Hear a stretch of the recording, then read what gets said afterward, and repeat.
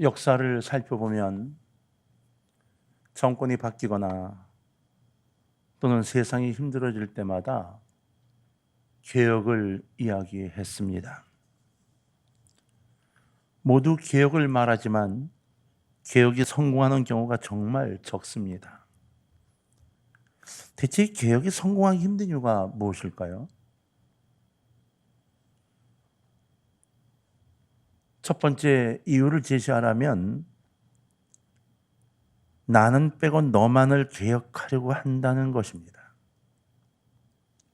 개혁을 이야기할 때 나는 빼고 너를 개혁하려고 하는 거예요.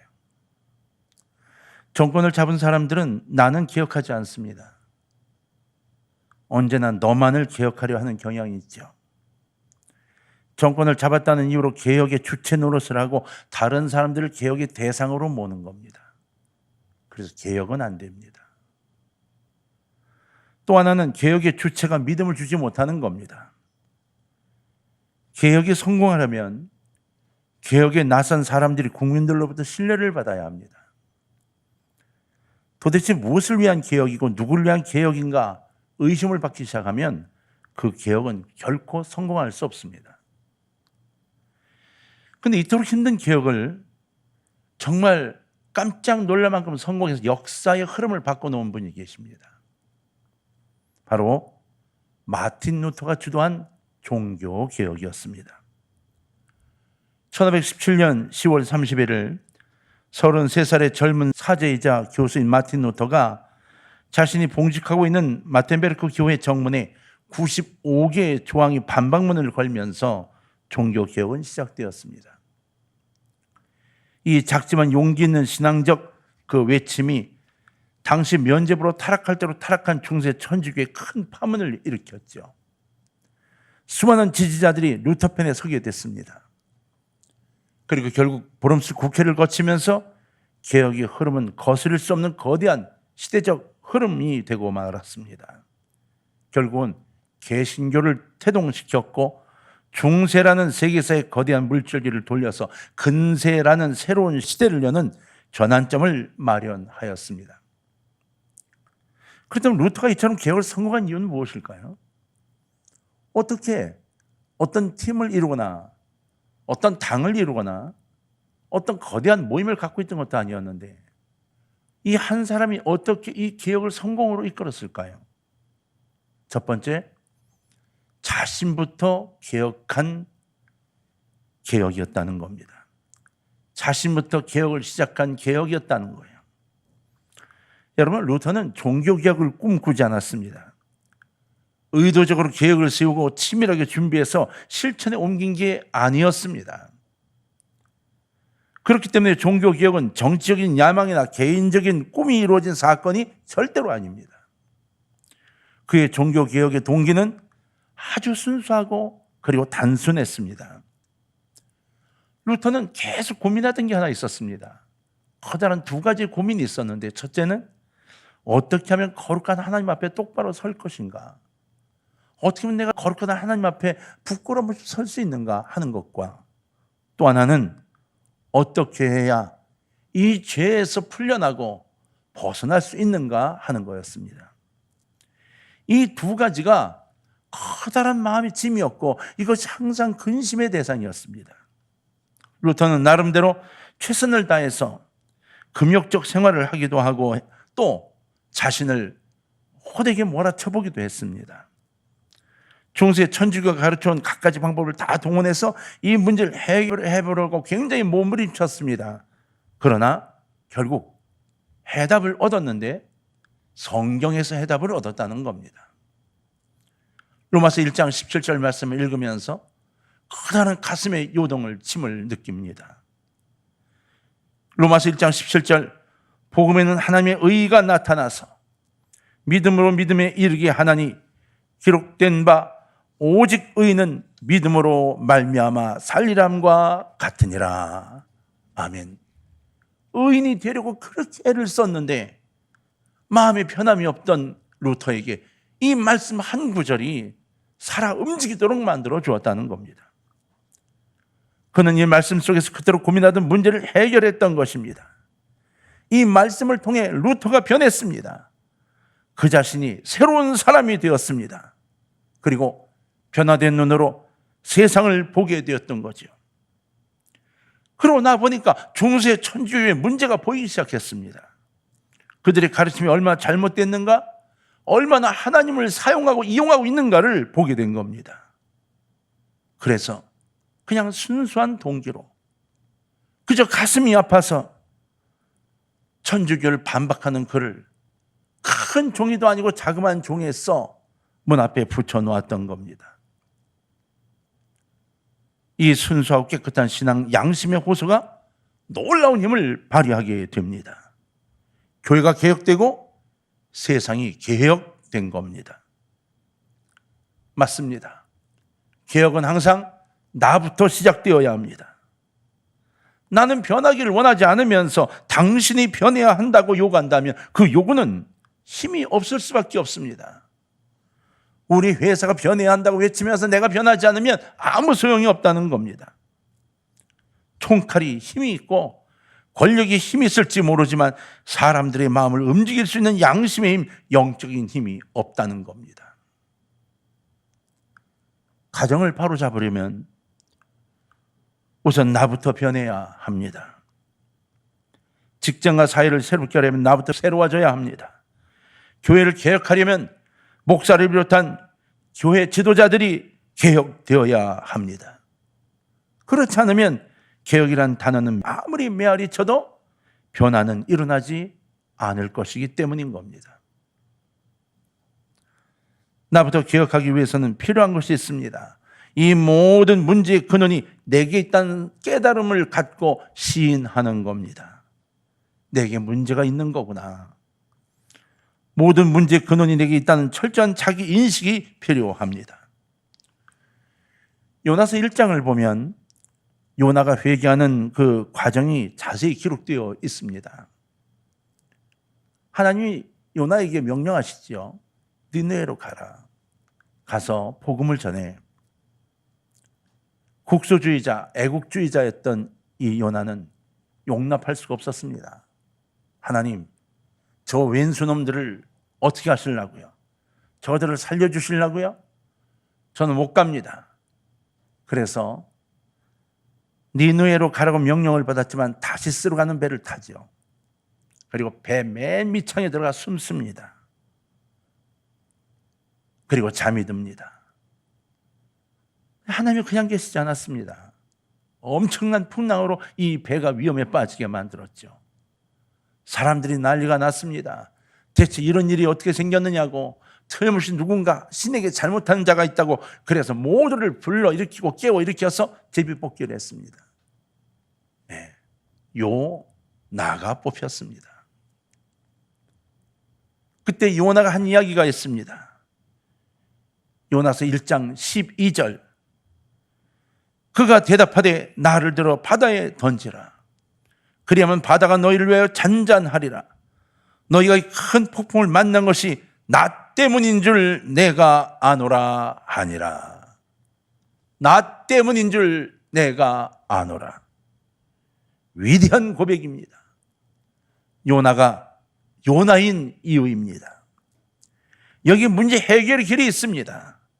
이 큰 폭풍이 나 때문입니다 라고 외쳤던 요나의 대답, 여기에 해결점이 있는 겁니다. 우리 가정에 문제가 있나요? 나 때문입니다. 우리 아이들이 잘못된 것이 있나요? 내가 부족해서인 겁니다.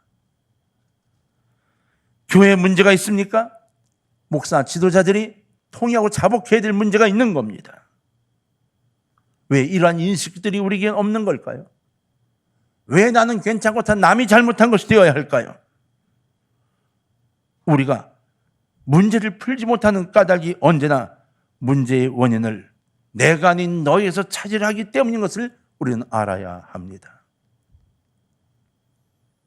천주교에서 한참 나 때문이라고 캠페인을 벌린 적이 있습니다. 그때뿐이었습니다. 그러나 성경은 우리에게 바로 요나와 같은 대답을 계속 요청하고 있습니다. 내가 변해야 가정이 변하고, 내가 변해야 교회가 변하고, 내가 변해야 이 나라, 이 사회가 변한다는 사실을 잊지 말아야 합니다. 두 번째는 이 개혁이 성공한 이유의 두 번째 이유는 껍데기가 아닌 본질의 개혁이었기 때문이라는 겁니다. 당시 루터가 길거리를 걷다 보면 길거리에 이런 사람들이 자주 있었다고 합니다. 독일 사람들이여 똑똑히 보라. 나는 교황의 사신이다. 이렇게 외치면서 즐거워하라. 나는 면죄부를 1900장이나 가지고 있다. 이렇게 외치고 있는 사람들을 자주 볼 수 있었답니다. 어른이나 아이나 남자나 여자나 누구든지 이 면죄부만 사면 죄를 용서받을 것이고 이 통에 돈을 넣어 딸랑거리는 소리가 나는 순간 가엾은 영혼은 연옥에서 해방될 것이다. 이렇게 외치고 다녔다는 거예요. 그래서 그 좁은 통로로 헌금이 들어가도록 만든 헌금통에 헌금을 넣어서 소리가 들리도록 돈을 바꿔서 헌금을 넣도록 종용하고 면죄부를 팔았던 겁니다.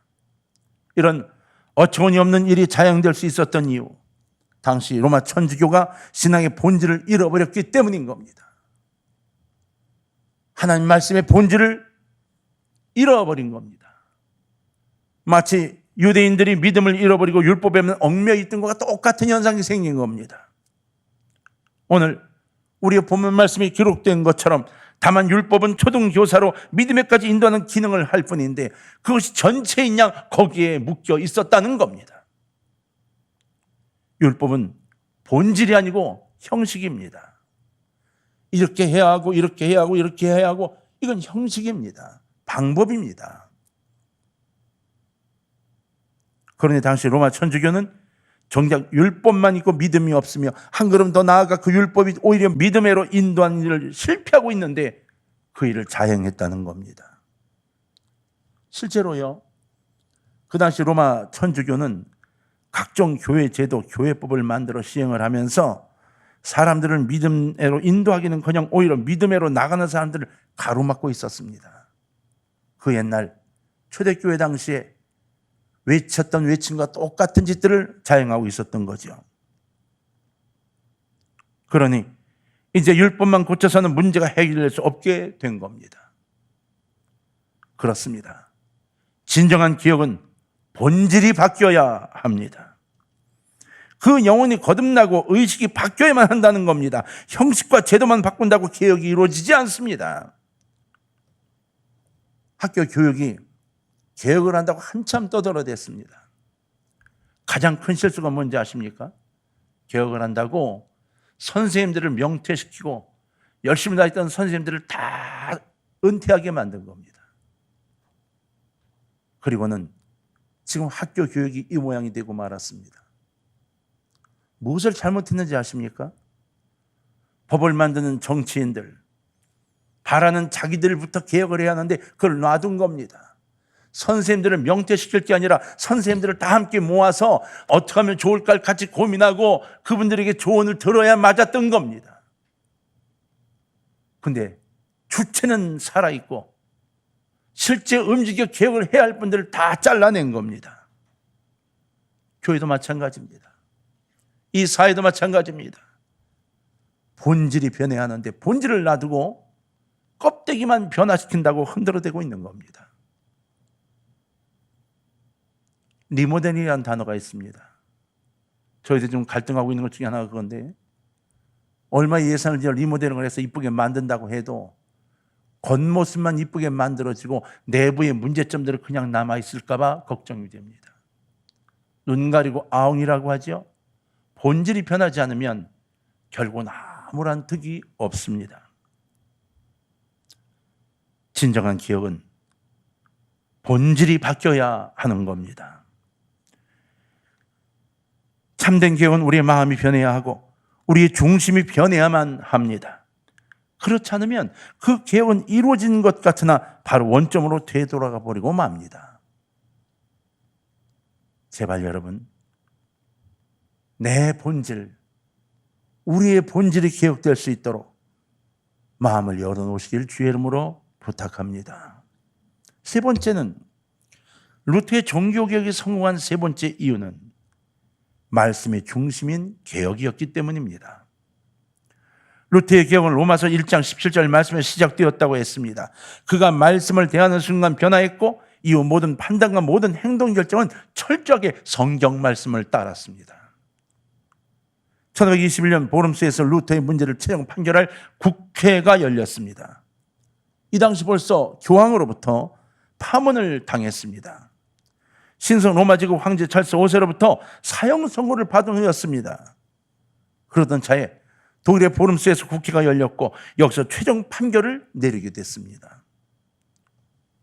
황제 신하가 루터에게 질문했습니다. 이 법정에 낸 증거물로 제시된 당신의 이 책들과 당신의 저서 맞는가?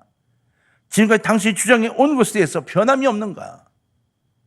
이 시간에 마지막 증언을 하라고 요청했습니다. 루터는 대답하기에 따라 풀려나든지 아니면 영원히 매장되든지 사형을 당하든지 기로에 서 있는 겁니다. 4월 18일 오후 6시 루터의 그 유명한 변론이 시작되었습니다. 루터는 단호하게 말했습니다. 성경의 증거와 명확한 이성에 따라서 확신할 수 없는 한 나는 내가 언급한 성경 구절에서 물러설 수 없습니다. 왜냐하면 나의 양심은 하나님의 말씀에 잡힌 바 되었기 때문입니다. 초대교회 당시 베드로가 했던 이야기와 똑같은 이야기입니다. 바로 여기에 루터가 종교개혁을 성공할 수 있었던 비결이 있는 겁니다.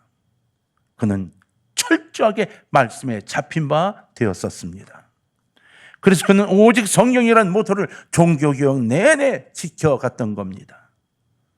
상황에 따라 여건에 따라 변하지 않았습니다. 목숨이 위태로울 때도 성경이 명하지 않는 한 그는 움직이지 않았습니다.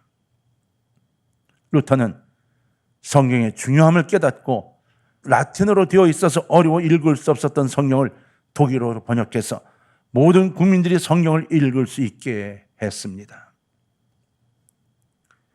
성경 없이 신앙생활을 했던 성도들이 이 번역된 독일어 성경책을 읽으면서 깜짝 놀랐습니다. 종교개혁에 불이 붙었죠. 당시에 사제들이 전했던 수많은 성경의 말씀이 가짜인 걸 알기 시작한 겁니다. 그 당시에는 라틴어 성경밖에 없었습니다. 라틴어는 너무나 어려워서 공부를 보통 해가지고는 읽을 수가 없습니다. 이해도 하기 어렵죠. 그래서 사제들이 그 펼쳐놓고 라틴어를 읽고 라틴어 성경을 읽고 그 성경에 대해 설교하면 그냥 설교를 들을 뿐이지 성경을 듣는 건 아니었던 겁니다. 그런데 루터가 그 성경 한 권 한 권을 독일어로 번역하기 시작을 한 겁니다. 그리고 그 성경책을 읽은 독일인들의 심령이 변화되기 시작을 한 거죠. 그렇습니다. 말씀이 독일 사람들을 변화시켰습니다. 마찬가지입니다. 말씀이 우리를 변화시킵니다.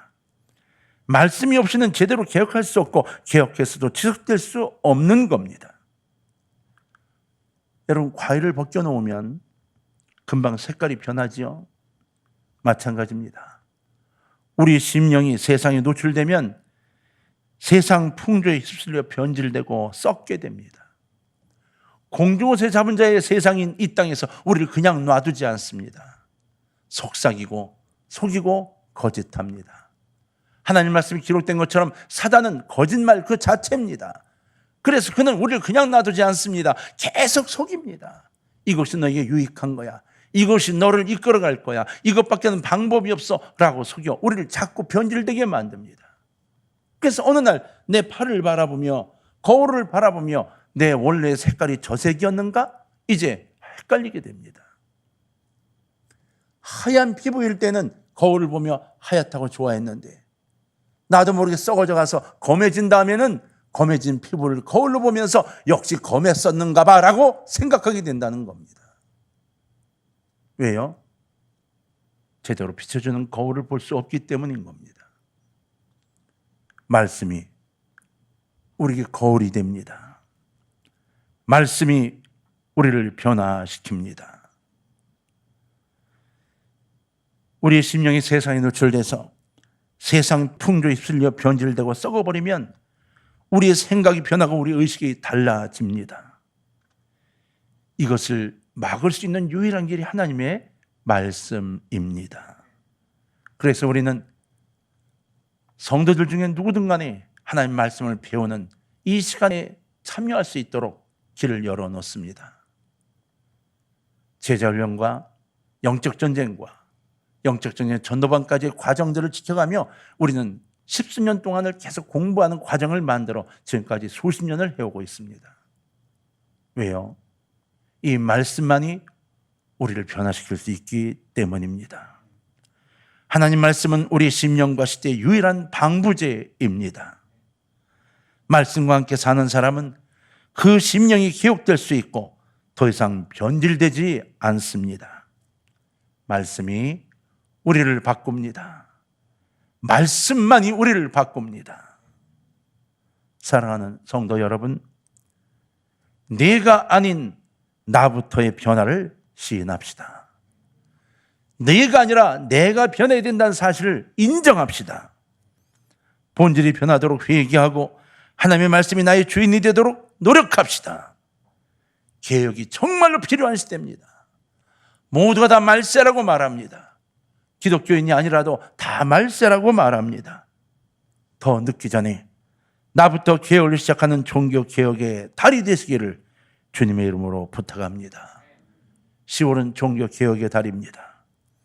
한번 돌아보는 종교개혁에 대한 문제에서 지금 현재 우리는 무엇을 해야 할까를 살펴보고 나부터 개혁을 꿈꾸는 또 다른 루터가 되시기를 주의 이름으로 간절히 부탁을 드립니다.